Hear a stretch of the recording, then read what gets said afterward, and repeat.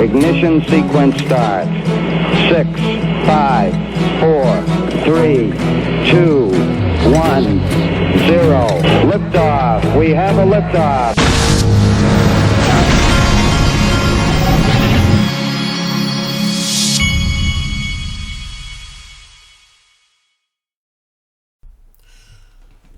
Hey everybody, this is the Digital Asset Investor, and I am drinking a chocolate milk. And it's good. I hadn't had chocolate milk in a while. Now, I just got done. I went fishing this morning, and there's nothing more frustrating than listening to an 8-year-old who you are having to cast for whine about how he hasn't caught a fish after every single cast. An 8-year-old has zero patience for fishing. But that little twerp eventually caught one, and he finally quit whining about it. Okay, Bitcoin price has crossed 61,000 per Mr. B XRP, and then Riz XRP pointed something else out today. We've crossed a $1.8 trillion market cap. And Bitcoin has over 1.1 trillion itself. So there's your 1.8 trillion. And then you'll see here that Bitcoin has over $1 trillion in it. Man, I'm telling you, I just have a feeling that grown men will weep on this one. Now, if you look, everything's kind of surging right now. Let's see if there's any crazy ones going on. XRP's up to 48 cents. Let's see, 46 cents, I'm sorry. Let's see as we go down. I want to see if we have any crazy. I think you can search. Let's see who's up the most. Look at this. Decentraland's up 70%. PundiX is up 59%. Holochain is up 50%. BitTorrent is up 25%. Bitcoin SV's up. Let's see if there's any others that I recognize. Filecoin, I like. That's up. Let's see if we have any others that are. Okay, anyway, market's doing great today, and so, pullbacks, and then we have some surges, good stuff. Jonathan D sent me this. Now, I catch a lot of heat for being willing to tell the truth about what Bitcoin is and what it is not, just telling the honest truth. Well, Monica Long is telling the honest truth too. With stats like these, Bitcoin energy consumption this year could equal all global data centers. Crypto market participants need to actively work together now to bring the green energy revolution. We can't just sit back and passively expect it to happen. And it wasn't just Monica Long from Ripple, it was also Emi Yoshikawa. What does she say here? Bitcoin's carbon footprint continues to rise. It is approaching the total electricity usage of data centers around the world. So she's tweeting out the same article about this. They're telling you pretty loudly that it's like a blinking light, folks. Now, I wanted to show this because my father, who's been doing the official father of the Digital Asset Investor channel, he's been doing videos on Flare, and he brought this to my attention. Flare, if you look up here, this is the Flare IOU, by the way. And just because the price is this before the supply is actually released does not mean that it's going to be, this price could crash when it comes out. I don't think it is. I think that it's going to do just the opposite, but it could. But right now, Flare is at 85 cents, and it has, in the last 24 hours, been as high as 95 cents. And I think if you look at the history of Ethereum, and you understand that this is Ethereum on steroids, which it is, then there could be some really exciting times ahead, especially since they're releasing this Flare in limited amounts over a period of time. They're not going to be flooding the market with the stuff. Okay, now this was another tweak. This could be why. What's today's date? Well, shoot, let me look. I forgot all about what today's date is. It is the 13th. So this was yesterday, and then all of a sudden the market goes berserk. So did Elon Musk tweak the Bitcoin market once again? BTC, Bitcoin, is an anagram of TBC, the Boring Company. What a coincidence. That's his company. And then he says, both do mining and use blocks and chains. This guy is just so tweaking. Now, I tweeted this out yesterday. Gronk activated. I was watching CNBC, and Rob Gronkowski, the tight end who was the tight end for the Patriots that Brady used to throw to, and now he's at Tampa. He had retired, and then he went to Tampa Bay once he saw that Brady was going down there, and came out of retirement. Look, I took a picture of my TV screen, and you can see me right there taking the picture in front of my TV screen. I didn't notice that.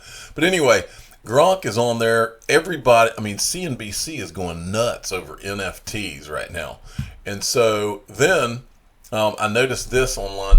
iTrustCapital is going to be doing an NFT giveaway this Monday. And they showed a blurry picture of it right here. Here's a sneak peek. Get excited. So they're going to be doing an NFT giveaway. You're going to be seeing a lot more of this type of thing, and I'm looking forward to it because I think this NFT thing, what's going to excite me is when you start seeing NFTs that represent real assets, like not gimmicky type stuff, but like artwork, or it could be antique cars or antiques, period, or it could be famous. It could be famous works of. Imagine this. Here's what I'm thinking about. Imagine that the Smithsonian, who has all kinds of historic relics and different things. Imagine if the Smithsonian started to sell NFTs, which they endorsed as being, this is the NFT for, say, let's say, just for an example, some major dinosaur fossil find that they find, and you could own the NFT that represents that. That could become a big deal. Those kind of things, or some kind of artifact. Who knows? Anyway, this world's going into an interesting place. XRP Bart sent me this. Valkyrie has filed a proposal for an ETF that would offer exposure to companies that have invested directly or indirectly in Bitcoin. So that's an ETF to offer exposure companies that have invested directly or indirectly in Bitcoin. So this is an ETF that would be companies. So companies that are buying. That's a pretty smart idea. Companies that are actually, I guess, buying Bitcoin for their treasuries. Now, while we're talking about that, we've seen all of these Bitcoin, these companies buying Bitcoin for their treasuries. And we've been talking about XRP, and everybody's talking the obvious, which is what happens when we do get regulatory clarity? What happens when the SEC lawsuit is settled or resolved in some way? I don't think there's anybody that doesn't think that will make the price go crazy. But there's another thing that you might not be thinking about.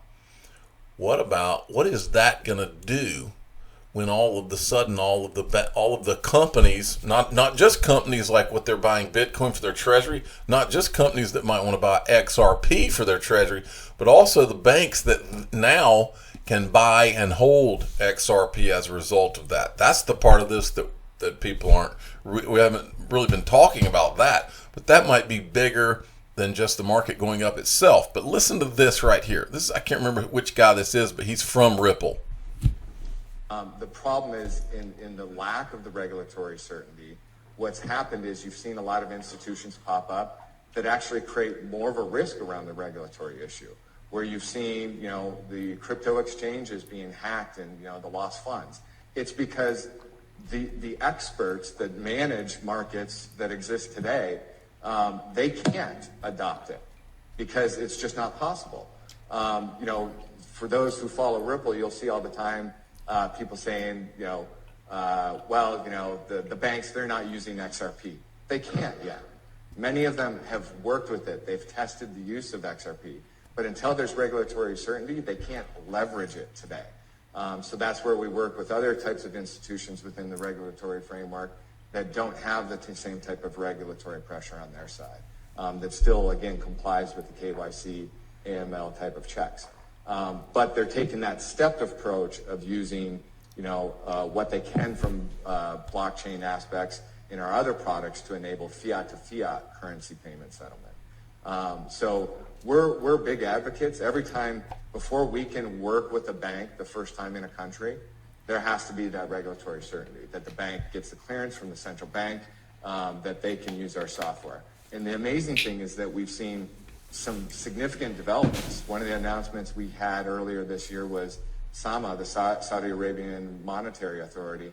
They actually brought a group of banks together to create an initiative using Ripple for cross-border payments. So in that case, we're actually seeing an increased adoption from central banks. And one of the amazing things when we talk to different companies and prospects is if you look at our adoption is absolutely east to west across the globe. Okay, I wanted to show you this.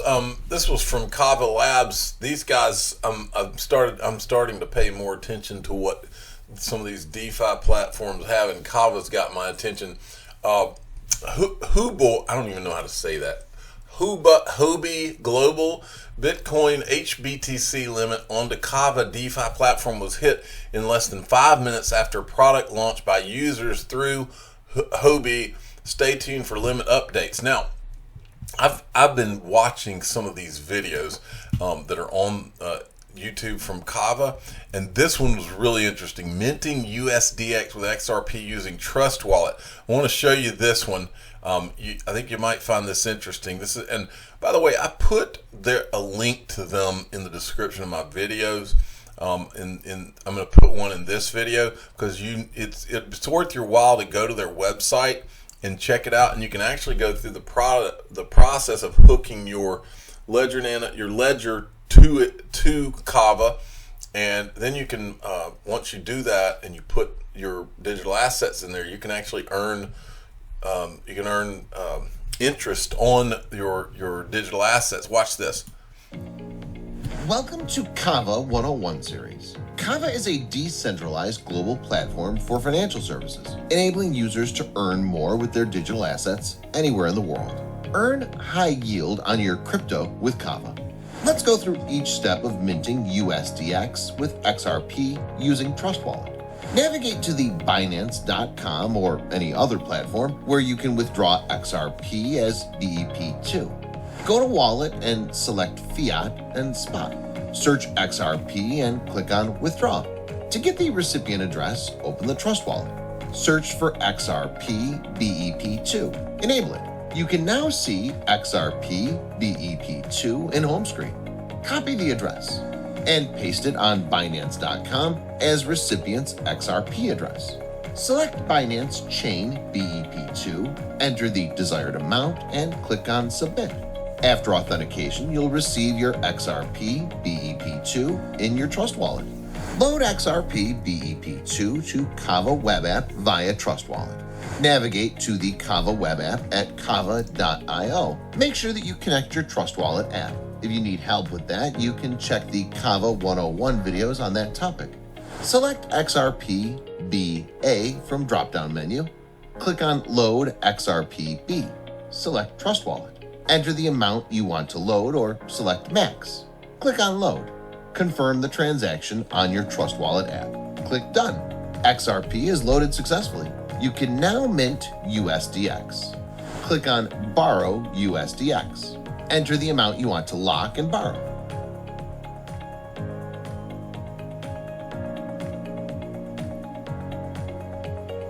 You've now successfully minted USDX. That's really cool. I mean, there is no telling what's going to be able to be done with some of these platforms, and this one's one of the awesome ones. And remember, these guys are backed by Ripple and by Binance, and so keep your eye on that one. I'm the digital asset investor. I'm not an investment advisor. This is for entertainment purposes only. Please subscribe, hit the like button, and tell your friends and family to check out Kava. Thank you for listening.